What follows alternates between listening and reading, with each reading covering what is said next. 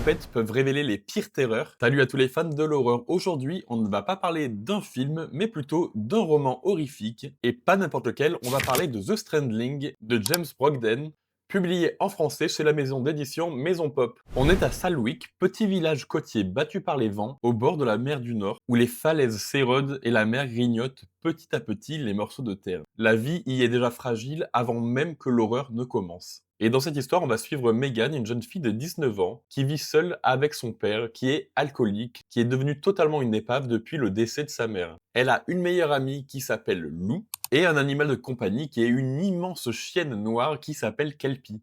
Megan vit donc dans ce village côtier qu'elle ne rêve que de quitter. Elle rêve d'ailleurs, elle rêve de découvrir le monde, et en plus, la mer du Nord s'avance chaque année, et détruisant petit à petit ce qui reste du village. Un jour, une violente tempête va s'abattre sur le village et va ramener, depuis la mer sur les terres, une créature mystérieuse. Et à partir de là, la ville va plonger dans un cauchemar. Habitants qui disparaissent, animaux mutilés, les soupçons vont commencer à se tourner vers Megan et son chien, qui va tout faire pour essayer de percer le mystère du village et des îles aux alentours afin de le sauver. Et un affrontement sans pitié entre créatures surnaturelles va être sur le point de commencer. Pour moi, c'était une lecture super agréable. Honnêtement, je l'ai fini en 2-3 soirées. Je l'ai pour ainsi dire dévoré. Ce que j'ai beaucoup aimé, c'est l'atmosphère oppressante, le petit village côtier, la brume, les landes, les marais. On sent bien cette espèce de mystère qui plane dans ce village. J'ai trouvé les personnages aussi très sympathiques. On finit par apprécier chaque personnage et chaque personnage secondaire du livre. Il y a quelques passages un peu horrifiques, quelques passages aussi un peu violents. Sans tomber dans l'excès, le plus gros de l'histoire se basera sur le mystère que Megan essaiera de résoudre. Donc en conclusion, une ambiance réussie, un univers oppressant, quelques scènes marquantes et une lecture fluide et immersive. Donc un roman que je recommande vivement si tu es fan du folk horror ou si tu as envie de le découvrir. Merci de m'avoir écouté